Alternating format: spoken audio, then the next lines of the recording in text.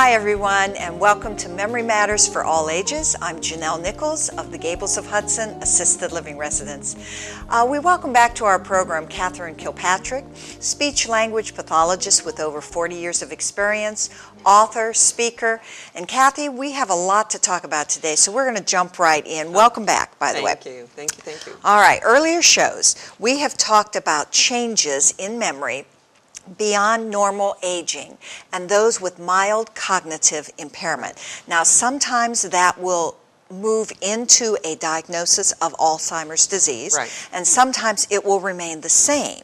Or sometimes even get better. Or get better, so I am right about that. Okay, all right. And often it's eating better. I have some people that I'm working with who, if they're on a better diet, if they're sleeping better and getting some exercise and staying hydrated, or perhaps they need to be treated for a thyroid problem or whatever, then over a period of time, they seem to be brighter. All right. They seem to benefit more from the props. So there are reversible memory challenges. There's over 100 causes of memory loss that are reversible. You're so right. So just because someone's having trouble doesn't mean, oh my goodness, I have Alzheimer's disease. They can be reversible. But when you work with clients, are there patterns that you look for that help you know where that person is, if it is normal aging, if it is mild cognitive impairment, if you need to talk to the family about further concerns? Are there some typical patterns that you look at? Well, every single one's different. Sure. And I think one of the things that happens very often is it seems normal to the person that they're living with because the changes are subtle. It's like you come in from out of town and see that your grandchild has grown and changed, but the people close by may not notice those changes as much. And the question is, oh, they're not feeling well, or maybe, you know, there's something going on in their life. They're doing familiar things, but what else might be going on? So it's a lot of observation, and I think that's the part, because I've done it, like you've said, for 4 decades, oh my gosh, you know, that you get a sense and then you kind of investigate it a little bit more. One of the things that is a subtle change that people often don't identify as an issue, and it may not be, but it seems like they start avoiding complex tasks. And that's more executive functioning, it's the thinking. So it's like, oh, mom's not doing the checkbook, you know, balancing, but she still pays the bills and she does fine. Or, you know, she used to cook these elaborate meals, now we seem to go out to eat more. Or she doesn't want to have Thanksgiving at our house, you know, she wants to have it somewhere else. So what also can happen is increased anxiety. I mean, think about it, when you go to do something that's really complicated, I mean, you can have a little anxiety. I mean, I think that's normal, it keeps you kind of on track. Right. But sometimes the only thing you see is some increased anxiety overall, because everything, whether it's the driving or the shopping or creating something, can be an issue. Traveling to familiar places, they may kind of bring their circle in of where they are traveling to. And then again, that's just subtle. But it's like, well, you know, she's getting a little bit older, but it could also be that the traffic on the highway is going too fast, there's too much going on. I mean, that's not a bad thing to self-regulate, but sometimes I see people way later on where it's very obvious, and there are, as we've talked about as a speech-language pathologist, there's a lot of tips I can give to families, and a lot of stuff that I refer to them on the website and the blogs and articles I've written. And then sometimes it's just the personality change. They may become more withdrawn, or they may have more anger, lashing out a little bit because that underlying frustration, the depression, but most often I hear that it's like they just kind of sit there like a bump on a log and watch TV, and it's as if their start button is broken. So these are little things, not that you necessarily run off and get a geriatric assessment and go see the neurologist, but pay attention, and if the pattern persists, it would be a good idea to get an assessment. And I always love when I get people at this earlier stage, because there's so much education that can be done rather than the doom and gloom, and then also things to kind of get them back on track a little bit. And that part to me is very exciting and hopeful, but I don't one of the reasons we're doing this show is to hope that people will speak up to their physician or have a family discussion sooner rather than when you're in crisis another year or so down the road. Well, now families, the issue of families. You and I both work with a lot of different families with a lot of different dynamics. Yes. And I would think that, do you find that some families are more aware that something needs to be addressed and some families are more in denial? I mean, that's a challenge. It is. Yeah. And I like to think that the denial is, in some cases, definitely, and I've seen that personally, where people don't want to admit it because if we say grandpa has Alzheimer's disease, you know, then I might have it too, because there's so much misinformation and misconception about that. But I think a lot of it is they don't really understand what they're seeing. So they're jumping the gun and they don't want to look at it because it can't possibly be that. And then if the education process, I love it when I work with them and they start to understand a little better, then in retrospect they go, oh, you know, I noticed this a couple of years ago, but I didn't realize what it meant. Okay, all right.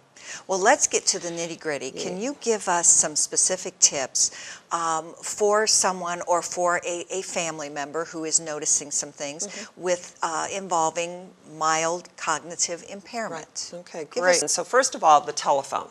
You know, and families will tend to maybe introduce, for safety purposes, which is not a bad idea, a portable phone. Or say they don't need a lifeline because they've got a cell phone. And so what happens is if the portable phone is new and you no longer have to pick it up to get the dial tone or whatever, or finding it where they left it because they're not used to that pattern. So I totally assess that type of thing. And it's great to have a cell phone, but excuse me, is your cell phone always with you? And if you had a medical emergency, perhaps you could not speak, and therefore we need to look at some other types of things. Medications, some people just have a few, but I have seen some where the list has been 2 pages long, and if they're handling them out of the pill bottles and starting to have some of these difficulties, did I take it, did I not take it? I had one woman who kept all of her old pill bottles and just kind of had them set off to the side with some medications left. All kinds of complications with that. I like when someone's having mild difficulties to get them into a pill reminder box early on so that they know how to use it, because new learning, if a person starts to progress in the disease, is going to be harder for them. And then it may be that they need DocuDose, that type of thing where it's already set up. Sometimes it needs to just be taken out of their control completely. And we did a whole show on the medication things. So I will make references in the blog so people can get more information on that. The calendar, it's so interesting because when I go in and do home health and, well, the appointments are up on the calendar. Well, the calendar is across the room. The person's weak or they have visual difficulties. They can't see it. So I'm often getting a desk calendar for them, so there's also some information to be able, a place that you can put down some additional information, because it's not functional if it's on the wall. And sometimes I'll do a weekly planner, or we're going to talk about a memory board. And let me see if I can do this. I usually do a dry erase board, and let's say the television is there, the person's favorite seat is here. I will make sure that it's in a place where they can see it often. Doesn't help if it's on the dining room table. And large print, and I find out what works for them, and simplification. So putting the date and then the appointments that are going on, and sometimes they'll ask a question over and over again, when am I going up to Cleveland? And so I put a line and put that down below. Families tend to need a lot of guidance in setting this up because they'll tend to crowd it with other things or use colors that don't pop on it or make the print small. So, but this is so, so helpful. I had one gentleman one time, we did that, and he reported being confused often. And when I came in one time, he says, you this was great. Now I know what's going on. And his wife said, thank you, because he would ask me 1,000,000 times a day. One, it is not meant that they memorize this. It's more when they ask the question for the 10th time that day, what day is it, or what time, are we having lunch, that you cue them. And there are strategies called spaced retrieval, which speech pathologists use as part of this program, so that they eventually say, we better eat because it's almost noon, because they start looking at this on a regular basis. So this can be particularly helpful. I will also create like a communication list. They're trying to think of their favorite restaurant and they can't, so you list all the restaurants. And then they can point to it because it's in there. How many times has it been on the tip of your tongue and you can't think, oh, let's go to that place to eat. Well, it's down by there. It could be family members' names. And again, I'm just giving you a brief overview of things to put on your radar screen. The cooking, it may be that you have to write down the recipes in a more simpler format. They may still be safe at the stove, but they're not making the recipes that they used to. Shopping, creating the list, and then paying the bills. It may be, like one woman said the other day, my family's taken it over, but I still know stuff. And I said, so you need to be part of that process, and maybe you write out the checks and put them in the envelope, which I've done with some people, because you don't want to give up the car keys and you don't want to give up paying the bills, and then everybody looks it over and then you can send it. So it's a dignity issue, it's a quality of life. If we start taking away too much, then as one patient of mine said the other day, he says, I feel useless. So you're looking at individual also, and as you talked about, it's dignity. Yeah, everyone is so different, right. And I loved having a couple of sessions with someone because then we tweak it. So I had a couple that I was working with, and then they hired someone in to kind of come. And so now with our smartphones, they took a picture of the way it should look, so they can replicate it each day, because they were putting too much information down, and then the person stops looking at it. Right. Well, I'm going to have you give us something for our week here in a moment, but I do want to point out that a lot of people don't realize what a speech-language pathologist can offer in the way of memory issues and mild cognitive impairment. Kathy, that probably bugs you a little bit that people are not knowledgeable and realize what you can do. I know what you can help them with. So watch at the end of the program, and you'll see Kathy's website and her blog. There is a wealth of information on those sites and more details. Kathy, tell us what we could do this week now. Well, Send us on I want to insert one other part. I think we've got a couple of minutes here. The other aspect with the mild cognitive impairment is activity engagement. And so what can happen is a person stops reading what they used to, or they can't do the puzzles at the level that they used to. And, it's use it or lose it. So the other thing is trying to develop a cognitive thinking brain game plan. And in one of our future programs, we're going to mention a program that's actually going to be established here locally in Hudson. And I'm creating some models in other areas, so that can be very, very helpful. But we need to know the person's story, what it is they like to do, and then try and modify those activities, because it also will decrease that depression and boredom. You feel like you're pretty sharp if you can't do those puzzles, but a lot of the products I've created are definitely along those lines. And it's about simplifying. So sometimes they can't read a novel anymore. Like one woman said, I can't, well, even a friend of mine that I just talked to recently, where the plot's changing all over the place.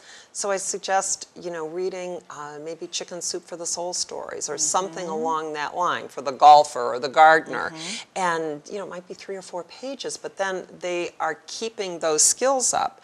Reminiscence can be a fun thing to do, and getting old pictures. And that's one of the things that I find, if you have an early diagnosis, get your pictures out. You know that may change, but you can turn around and you can do some things.